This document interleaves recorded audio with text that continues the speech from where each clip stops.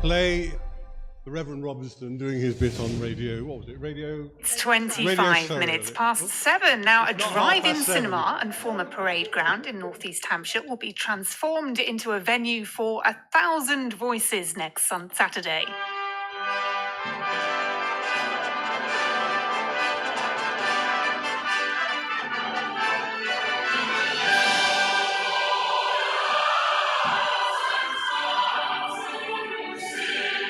I had to play a little bit of that, didn't I? St Mark's Chair Church in Bordon is inviting Christians from across the south of England to join them for a big praise and worship event on the former Prince Philip Garrison Parade Ground in Bordon.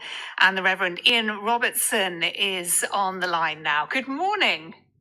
Good morning, Emily. Lovely to have you on the programme this morning. Where did this idea come from? It's a bit of an epic idea.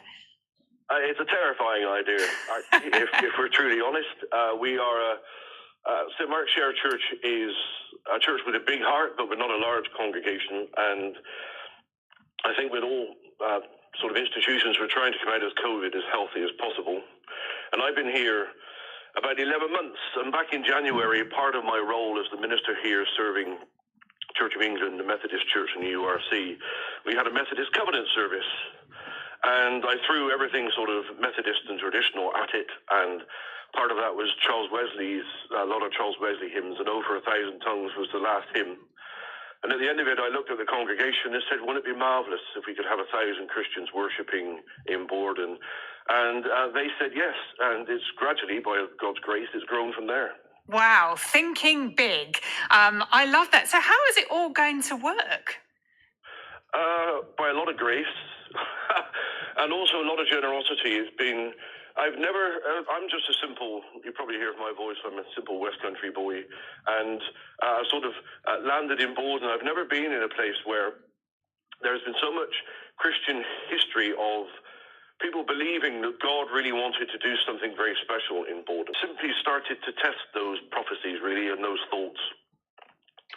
And the Over 1,000 Tongues to Sing, very much as Christians, when we face these sort of large mountain events, we sort of just as really being generous and open doors into finding Christians with immense skill and talent that sort of caught the vision and have offered their time and energy and really worked alongside me, and with the Regeneration Company in Bordon, who've been hugely generous in allowing us to have this space. So people will come together. Anyone's invited to come and sing and be part of this event. I mean, I know the power of getting people together and sing is absolutely fantastic. There's nothing like it. I was at the Greenbelt Festival last weekend, and they have a big communion service, and everybody together in that big open air space singing was something else, really. But what do you hope this will mean for the future of Bordon? What do you hope that this will ignite, spark off? No, yeah. Well, what we have, it became quite clear really quickly that there are a lot of Christians in Bordon, people living in the old part and in the new area with the 2,500 houses going up, because Bordon is growing, is doubling in size. And it was clear that there are a lot of Christians worship elsewhere, sort of satellite out into the surrounding areas. And they've been praying for Bordon while actually not worshipping in the town. What I am hoping and praying for is that we will start to know each other as Christians in the town as a larger fellowship, worshipping in our own churches, but knowing each other is called Bordon Christian Fellowship. Christians can know each other, worship together, respect each other, but also bring the great gifts and talents into Bordon that this town so desperately needs in regards to supporting community and opening up sort of social avenues to. One of the ways in which we're looking to serve is to open up the church as a mental health hub, because there's an enormous in this area for greater mental health support. And so reaching out to other Christians and saying, come and join us, be part of us, join Bordon Christian Fellowship. We've also been hearing in the news, and actually it's been talked about on BBC Radio Sussex and Surrey, the fact that actually churches, community halls will probably all be involved in some way, just opening their doors so people can keep warm this winter as well. Yeah, absolutely. Well, I was discussing it with today or the day before about this, having warm buildings, community buildings where people can come and feel safe and welcomed.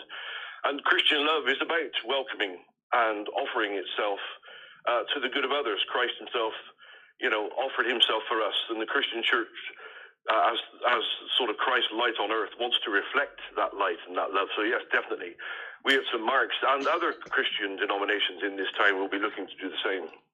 Now, so what's happening next Saturday? Where do people need to come and gather? And I understand you need to bring your own seat if you want to sit down for part of this as well. Well, very thankfully, we do have, because it is a drive-in theatre, we do have a couple of hundred deck chairs to sit on, which is great. And at the moment, the weather is looking immensely fair, so thank God for that, because it is all outdoor. They simply need to come to the centre of Bordon, down Bud's Lane, and then turn into where this new building is called the Shed, and they'll see the large screen and the old parade ground. Sadly, it's all sort of boarded in because of the cinema, but they'll see the energy. They just need to come and bring themselves and just wait upon the Lord and meet and greet and be in Christian fellowship with other people of the same faith. And have a good sing as well. Good sing. If you see my congregation, the Lord blessed me with a voice when I came to faith at 25. And worshiping is just so important to St. Mark's, and it's been really blessed because St. Mark's, even though we're, like I said, a smallish church, we love to sing and we love to worship the Lord. And the wonderful thing about Thousand Tongues